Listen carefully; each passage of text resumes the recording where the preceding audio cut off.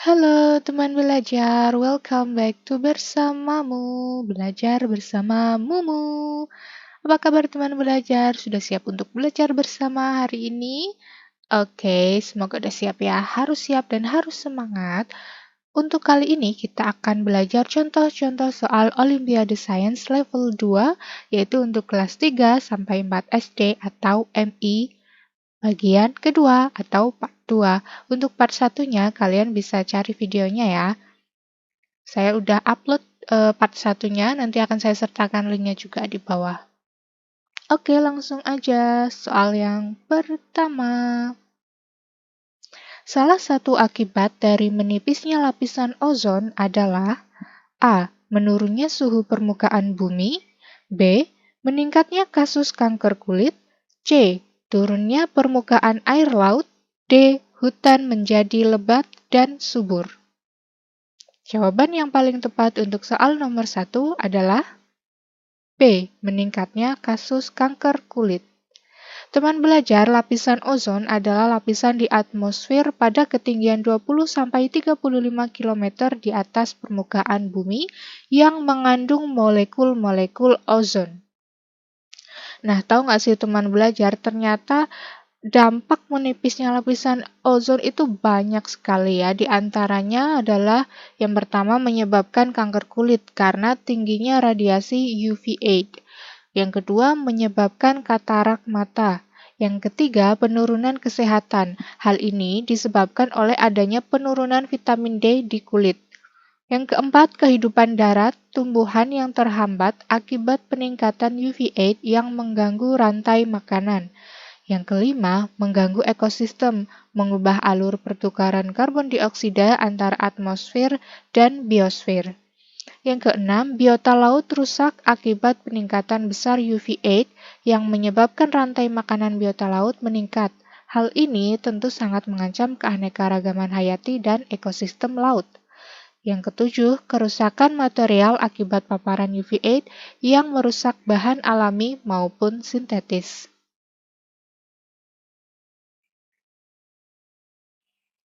Selanjutnya soal nomor 2.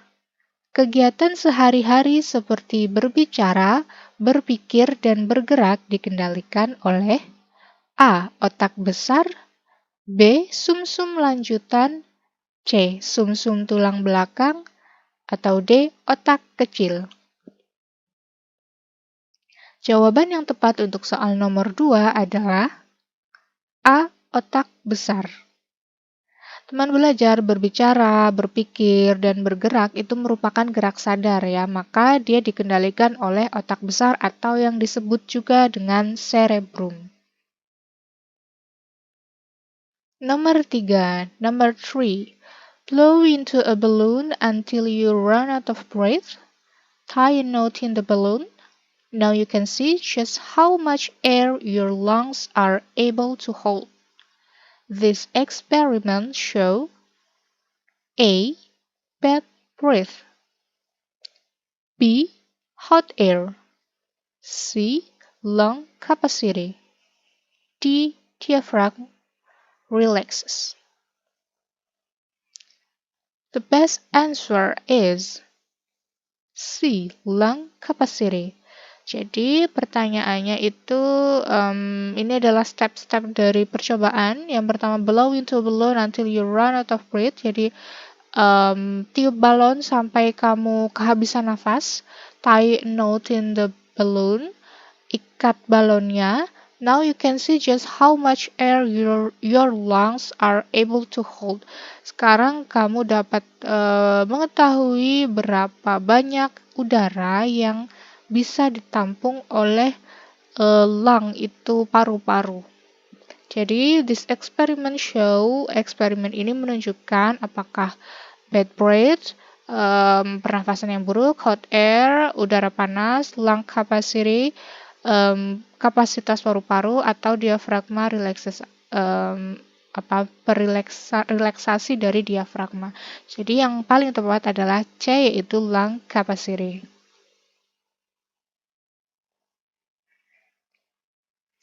Soal nomor 4. The primary function of the large intestine is A. the breakdown and absorption of fats. B. The absorption of vitamin K. C. The absorption of water. D. The concentration of solid wastes. The best answer is the absorption of water.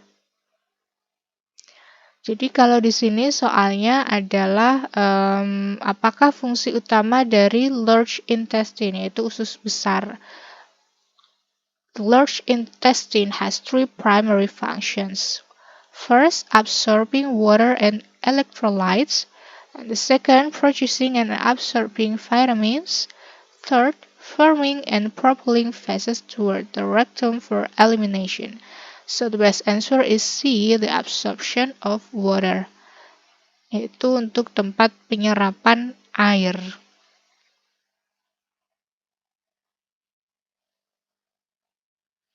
Nomor 5.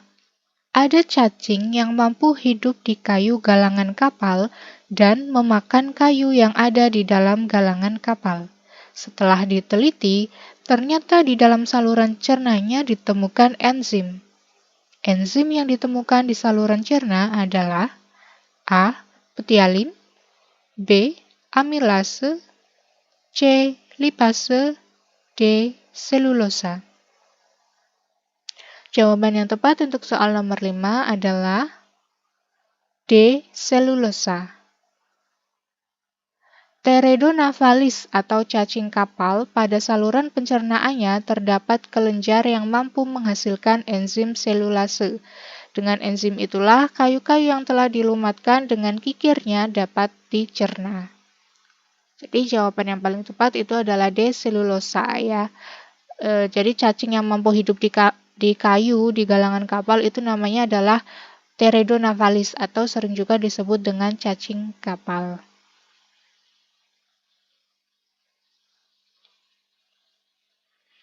Soal nomor 6. Suatu ketika pada waktu siang hari yang panas, adik lupa memasukkan sepedanya ke tempat yang aman. Akibatnya, setelah beberapa saat ban sepedanya meletus. Peristiwa ini disebabkan A. Udara dalam ban memuai. B. Ban memuai hingga titik maksimal. C. Udara dalam ban bertambah. D. Ban rapuh jika terkena sinar matahari. Jawaban yang tepat untuk soal nomor 6 adalah A. Udara dalam ban memuai. Jadi, saat terkena panas matahari, volume udara dalam ban bertambah, sehingga udara menekan dinding ban dan dengan semakin kuat. Kemudian pemuaian terjadi karena suhu di luar ban pada saat itu tinggi. Jadi makanya ban sepedanya itu bisa meletus karena udara dalam ban memuai terus-menerus sampai dia menekan dinding dan semakin kuat maka dia meletus.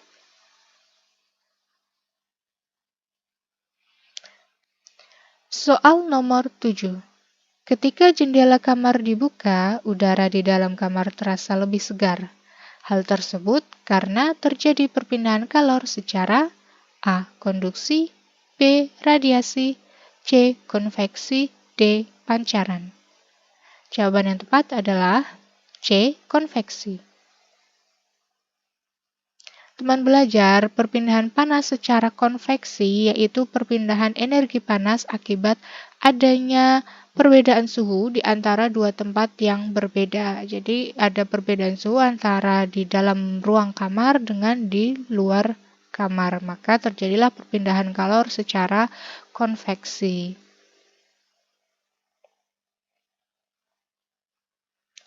Soal nomor 8. Buah-buahan yang kita miliki tidak mudah busuk jika berada di dalam almari pendingin.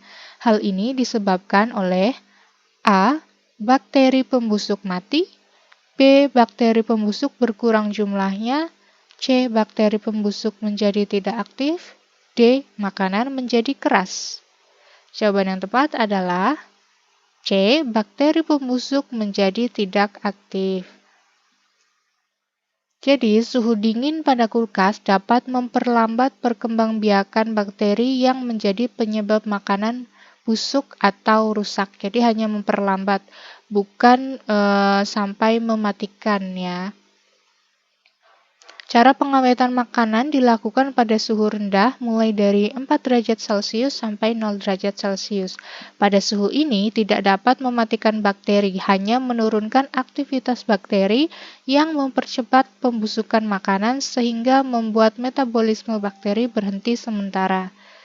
Jika makanan dan minuman dimasukkan ke dalam lemari es, sebenarnya tidak menghilangkan bakteri yang ada dalam makanan atau minuman itu, tetapi bakteri pembusuk tersebut tidak aktif melakukan metabolisme sehingga makanan menjadi awet. Soal nomor 19. Kebiasaan duduk miring ke kiri atau ke kanan pada anak yang masih dalam masa pertumbuhan dapat menyebabkan A. Lordosis, B. Skoliosis, C. Kifosis, D. Nekrosis. Jawaban yang tepat adalah B. Skoliosis. Teman belajar, skoliosis adalah kelainan pada tulang belakang yang ditandai dengan bentuk punggung melengkung seperti huruf C atau S.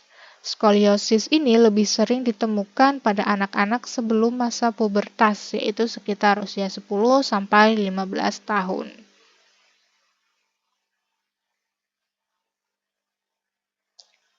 Soal nomor 20. Berikut ini merupakan fungsi rangka manusia, kecuali A. Melindungi organ tubuh yang penting, B. Sebagai alat gerak aktif, C. Tempat melekatnya otot, D. Menegakkan dan memberi bentuk tubuh. Jawaban yang tepat adalah B. Sebagai alat gerak aktif. Jadi yang merupakan fungsi manusia itu adalah melindungi organ tubuh yang penting, tempat melekatnya otot, dan untuk menegakkan dan memberi bentuk tubuh.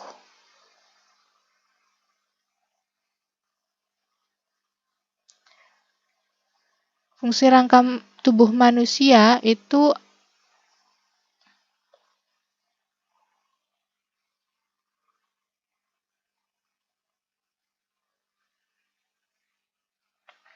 soal nomor 20. Berikut ini merupakan fungsi rangka manusia, kecuali A. Melindungi organ tubuh yang penting, B. Sebagai alat gerak aktif, C. Tempat melekatnya otot, D. Menegakkan dan memberi bentuk tubuh. Jawaban yang tepat adalah B. Sebagai alat gerak aktif. Jadi fungsi rangka tubuh manusia itu adalah memberi bentuk tubuh, menegakkan tubuh, melindungi organ tubuh yang penting, tempat melekatnya otot, dan juga tempat pembentukan sel darah. Oke, itu dia tadi contoh soal dan pembahasan untuk Olimpiade Sains Level 2 Part 2. Jangan lupa saksikan juga part 1-nya dan thank you for listening to Bersamamu, belajar bersamamu. Sampai jumpa di video selanjutnya. Bye.